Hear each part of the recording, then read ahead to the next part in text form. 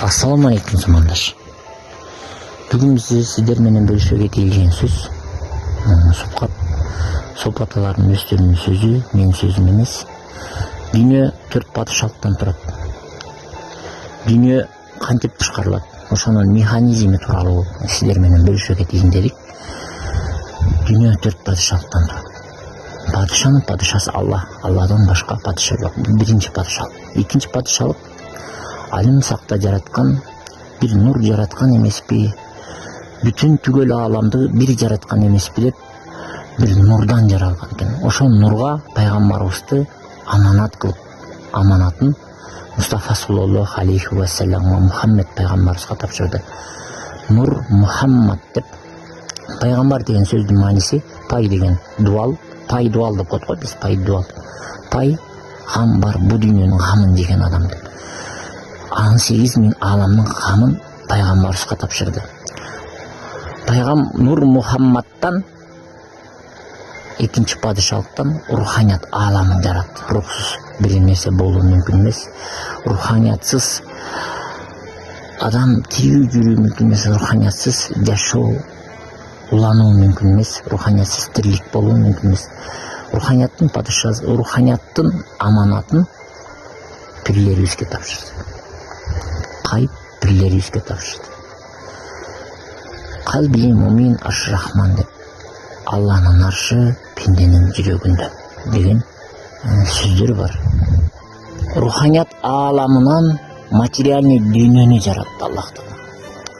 Материальный дүйнөнүн падыша аманатын падышаларга тапшырды. Императорлар пайда болду. Күчтүү мамлекеттер пайда болду. Ааламдагы бир жакшы сөз бар кыргыздан. Кыргыз кемеңгер калп. Анын аталарым сөзүнөн.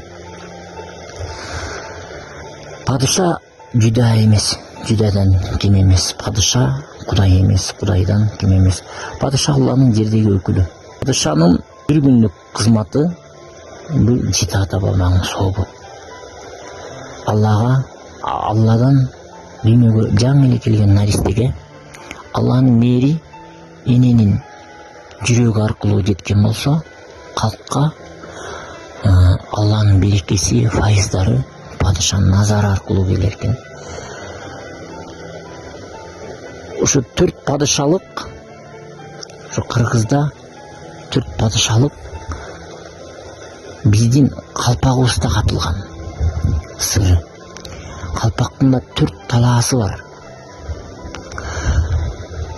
4 падышалыгын билип башына кийип көтөрүп жүрсүн деп бизге ошо кыргыздар калпакты таажы кылып кийип жүрсүн деп 40 чилтенин желбиретип койгонун карачай. Падышанын жеген камынан бир аз бөлүшө кетейин. Биз үчүн, мен үчүн кылган камы жөн гана үйдө тынч уктап жаткан бул падышанын кылган кызматы. Учрежденияларынан пайдаланып атабыз. Учебный учрежденияларды, медицинский учрежденияларынан пайдаланып атабыз. Падышан дүйнөнү чаркайланып кетти. Канткенде калкка бир жакшы слоят түз берем деген таризде. Калкымда жакшы сөз бар. Төртөө түгөл болсо, төбөдөгү келер. Алтоо ала болсо, оозуңдагы кетер. 4 көзүң түгөл деген сөздүн мааниси Алла бар, Аллам бар. Пайгамбарым бар. Пирим бар. Падышам бар. Падышанын оозурагы тегирменин ташын айландырат. Бул Алладан келген руханий кубат.